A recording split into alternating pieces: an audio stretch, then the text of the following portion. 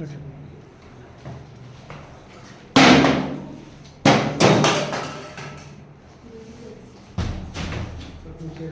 देख के सारा पाकिस्तानी पढ़ा। ठीक है, स्टार्ट करें। जी सर। ठीक है ना, चैप्टर देखिए कंजंक्शन।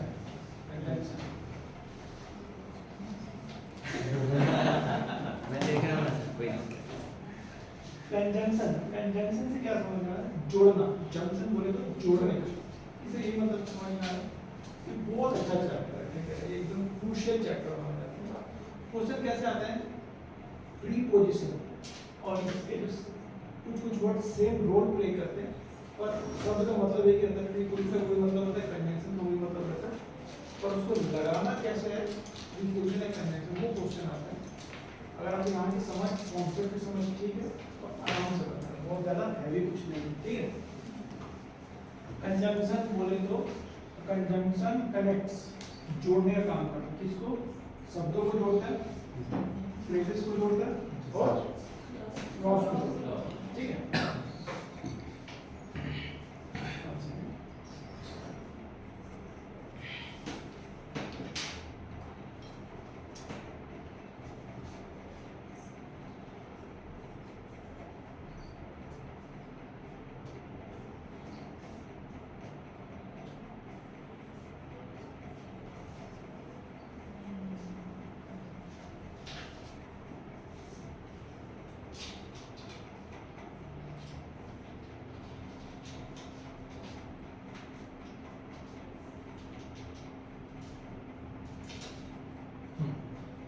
शब्दों को जोड़ता है। शब्द मतलब टेबल हो गया, राम हो गया, है ना, इसको बोलते हैं शब्द। शब्दों को जोड़ता है, ठीक है। फ्रेजेस को जोड़ता बोल रहे हैं, फ्रेजेस बोले तो शब्द समूह, जैसे नाइस बॉय, पहला शब्द दूसरा शब्द, शब्द समूह को जोड़ता है। क्लॉजेस, क्लॉजेस भी मतलब होता है शब्द समूह, जैसे ही सेड, पहला वर्ड दूसरा वर्ड। अब अगला सवाल ये है कि सर दोनों को शब्द समूह बोल रहे हैं, क्या इसको अपन क्लॉज बोल सकते हैं, क्या इसको फ्रेज बोल सकते हैं? नहीं। क्लॉज में क्या होता है? शब्द समूह होता है, पर उसमें कोई एक शब्द वर्ब होता है। जैसे यहाँ पे सेड, यहाँ पे वर्ब, जबकि बॉय यहाँ पे नाउन है, ये उसका एडजेक्टिव है, ठीक है। क्लॉज में क्या होता है? शब्द समूह होता है, पर एक शब्द उसमें वर्ब होता है, ठीक है। जैसे यहाँ क्या लिखा हुआ है? Ram and Shyam are coming. इसका मतलब क्या होगा? दोनों आ रहे हैं। यहाँ लोग कितने? दो है। पहला व्यक्ति कौन है? राम। दूसरा श्याम। आपको कैसे पता चला? क्योंकि ना, क्यों, कैसे पता चला? राम और श्याम दोनों वाले कैसे पता चला? एंड लगा हुआ है। एंड लगा हुआ है, जो एक पार्ट ऑफ स्पीच में क्या है? कंजंक्शन है। और कंजंक्शन दो शब्दों को जोड़ता है, शब्द नंबर 1, शब्द नंबर 2, ठीक है। एंड यहाँ पे conjunction. Similarly Delhi and Raipur are cities, शहरें, ठीक है। तो यहाँ पे दो कौन कौन शहर की बात कर रहे हैं? दिल्ली और रायपुर। कैसे पता चला? दो शहर एंड जो कंजंक्शन है, जो शब्द नंबर 1 शब्द नंबर 2 को जोड़ता है, ठीक है। ओके, चेयर और टेबल इज रिक्वायर्ड। चेयर अथवा टेबल की आवश्यकता है ना। तो यहाँ पे कौन से दो वस्तुओं की आवश्यकता है? चेयर। दो वस्तुओं की, चेयर अथवा टेबल की, ठीक है। तो मैं क्या बोलूँगा, और क्या यहाँ पे कंजंक्शन जो बता रहा है, ये चाहिए अथवा ये चाहिए, ठीक है। तो और भी यहाँ पे कंजंक्शन वर्ब लिखा है, दोनों शब्दों में रिलेशन की बता है, ठीक है। आगे बढ़ते हैं।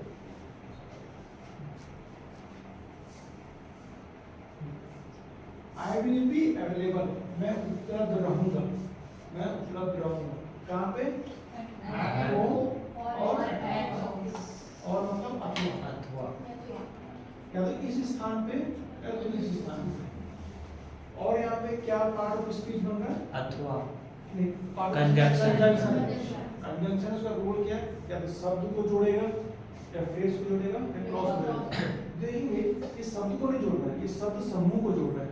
शब्द समूह एट ऑफिस, एट होम एक शब्द समूह है, एट ऑफिस मतलब फ्रेज नंबर 1, फ्रेज नंबर 2, और दो फ्रेज को कंजंक्शन जोड़ सकता है। और कौन सा कंजंक्शन इस्तेमाल हुआ यहाँ पे? और।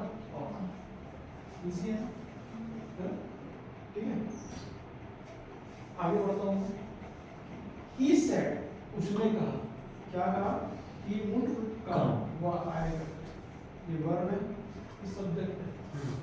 ये वर्ब है, ये सब्जेक्ट है। सब्जेक्ट और वर्ब मिलके सब्जेक्ट और वर्ब मिलके क्या बनाते हैं? Clause number 1। सब्जेक्ट और वर्ब मिलके बना रहे क्लॉज नंबर 2। इन दोनों क्लॉज को कौन जोड़ रहा है? दैट। अगर दो क्लॉज को जोड़ रहा है कौन सा पार्ट में स्विच कराएगा? कंजंक्शन। दैट यहाँ पे क्या है? एक कंजंक्शन। समझ में आया? Similarly if he comes I will go, यदि वह आता है तो मैं क्या करूंगा? आई विल गो, मैं भी चलूंगा। ऐसे सेंस में बोलो। सब्जेक्ट वर्ब में क्या बना दिए? क्लॉज। सब्जेक्ट वर्ब में क्या बना दिए? क्लॉज। दो क्लॉज है तो कोई ना कोई कनेक्ट कर रहा होगा। कौन कनेक्ट करेगा? कंजंक्शन करेगा। और कंजंक्शन यहाँ पे क्या देखिए मिड में नहीं लगा, कंजंक्शन क्या है? शुरू में लगा होगा। ये शुरू में भी लग सकता है। अगर इस वाक्य को मैं ऐसे पढ़ूं, I will go if he comes, तब भी वाक्य में कुछ चेंजेस नहीं होंगे, तो ये कंजंक्शन शुरू में भी लग सकता है। He could not come, verb subject. Since, जैसा कि हम जानते हैं, he was ill, वह नहीं आ सका, जैसा कि हम जानते हैं। सिंस मतलब जैसा कि हम जानते हैं। और जैसे कि रीजन क्या रहा उसका? वह बीमार था। वर्ब है subject. Clause number 1, clause number 2। अगर दो क्लॉज है तो कोई जोड़ रहा हो, कौन जोड़ रहा है? समझ में? कोई और वो if वाले में। if, अगर मैं इस बात को ऐसे लिखूं, if he comes और I will go, I will go, if he comes, ये वर्ब है, ये सब्जेक्ट है, ये वर्ब है, ये सब्जेक्ट है। क्लॉज नंबर 1, क्लॉज नंबर 2, दो क्लॉज को कौन जोड़ रहा है? if conjunction. I will go, यदि मैं जाऊंगा, यदि वह आएगा, कंडीशनल क्लॉज है। ठीक है? तो ये if शुरू में भी अगर इसको मैं ऐसे लिख दूं और इसको बाद में लिखूं तब भी कुछ खास चेंज नहीं होगा। ठीक है? अभी मैं सोचे कि if सामने आ गए तो मतलब वैसे ही। ठीक है? आगे बढ़े। ठीक, यहाँ पे समझ में आया? अरे समझ में आया? Yes sir. आइए आइए। अच्छा सॉरी सर। जो बच्चा क्लास में कम नंबर आता है उसको बार बार पूछना पड़ता है। और कौन कम नंबर है? समझ में आया? मेरा भी है। देखिए ना, अब यहाँ सीन चेंज हो रहा है। ठीक है? अब मुझे बताइए, आपके पास ऑप्शन ए है, ऑप्शन बी। आप नॉर्मल पढ़िए, क्या लिखा पहला? He worked hard, but he failed. He worked hard and he failed. अगर इसको मैं डिवाइड करूँ तो वर्क किया, ये सब्जेक्ट है, क्लॉज बना। फेल हुआ, ये सब्जेक्ट है, क्लॉज नंबर 2 बना। वर्क है, क्लॉज बना, वर्क सब्जेक्ट, क्लॉज नंबर 2 बना। क्लॉज नंबर 1, क्लॉज नंबर 2 इसको जोड़ा 1, क्लॉज नंबर 1, क्लॉज नंबर 2 जोड़ा, उसको 1 जोड़ा एंड। जोड़ कंजंक्शन ही रहा है, बट भी कंजंक्शन है, एंड भी कंजंक्शन, पर सही कोई एक ही वाक्य है। ऊपर वाला। ऊपर वाला। क्यों ऐसे? क्योंकि वो दो काम नहीं कर रहा है ना सर। अच्छा लॉजिक गुड, बहुत तरीका। मतलब वो वर्क का हार्ड है, उसी काम में वो फेल हो रहा है, कोई दो काम नहीं कर रहा है वो। ओके, चल ट्राई करते हैं। स्वाति काम में ट्राई कीजिए। तो बोले वही है, मैंने हमको सोनिया जो बोली थी वही तो देखो ये कंजंक्शन क्या है? बट लगा हुआ है। जैसे बट कंजंक्शन उसका पर्पस होता है, याद रखिए ना। ये कंजंक्शन वही चाहते हैं, प्रीपोजिशन का चैलेंज है ना, जहाँ को जो लगाना वहीं पे लगाना, वैसे ही कंजंक्शन भी लगा तो कुछ पर्पस से लगा। बट कब लगाते हैं? उसने बहुत मेहनत की, है ना। मेहनत का रिजल्ट हमेशा पॉजिटिव होना चाहिए ना, पर रिजल्ट क्या है? नेगेटिव। जो इच्छा, जो आपका एक्सपेक्टेशन है उसका नेगेटिव आ गया तो हम क्या लगाएंगे? ठीक है? तो एंड नहीं आएगा। ही वर्क हार्ड एंड इफ, ये एग्जाम में ऐसे है, एंड लगेगा, या खाली स्थान रहेगा। उसमें आपको प्रीपोजिशन कंजंक्शन फिल करना पड़ेगा, समझ रहे हो? सर अगर पास होता तो एंड लिख सकते थे। ये वर्ड आना है इंक्लूड द एग्जाम, ठीक है, ठीक है, एंड इंक्लूड द एग्जाम, कोई दिक्कत नहीं। ऐसा लिख सकते हैं, he worked hard, hence he cleared the exam, hence मतलब इसलिए, जब से रिजल्ट पॉजिटिव है इसलिए, ठीक है। बट का यूज नेगेटिव के बट हमेशा इसका रिजल्ट जो फेक्चर है ना उसको उल्टा होगा, Opposite, negative ठीक है। समझ रहे हो? बट का कोई काम तो हुई नेगेटिव बता रहा हूँ, उस तरफ जो होगा इसके अपोजिट होगा, इस तरफ जो होगा उसके अपोजिट होगा। ईट के बाद ई के बाद क्या लिखे हैं? हाँ, स्टार्टेड ईयरली येट। yet हाँ he he did not He did reach not on reach time, on time. Not के पहले did not, did, ठीक CID नहीं, did, ठीक he started early, वो स्टार्ट किया अर्ली, है। मतलब घर से निकला अपन कितने जल्दी। बजे, आपकी बैच अगर 8:30 को है, आप निकले 7:30 को, फिर भी यहाँ पे 9 बजे पहुँच रहे है ना, तो आप क्या बोलोगे यार लेट क्यों हुआ? Sir I started early yet मैं को ऐसा तो कुछ दिक्कत नहीं, उसके बावजूद भी समय पे नहीं पहुंचा, तो मैं बोलूँ कि घर से जल्दी निकली थी, उसके बावजूद भी समय पे नहीं पहुंचा।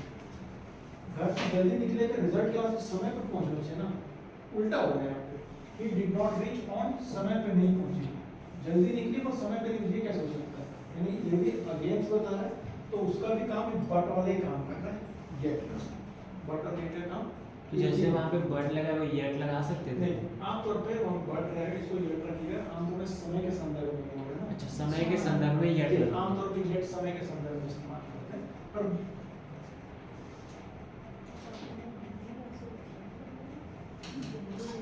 येट और बट मतलब इसके बावजूद भी, अच्छा इसके बावजूद भी बोलते हैं ना, मेहनत किया इसके बावजूद भी फेल हो गया, वो बोला similarly they came late but teacher did not say anything, इसके बावजूद भी verb subject clause, verb subject clause, ठीक है।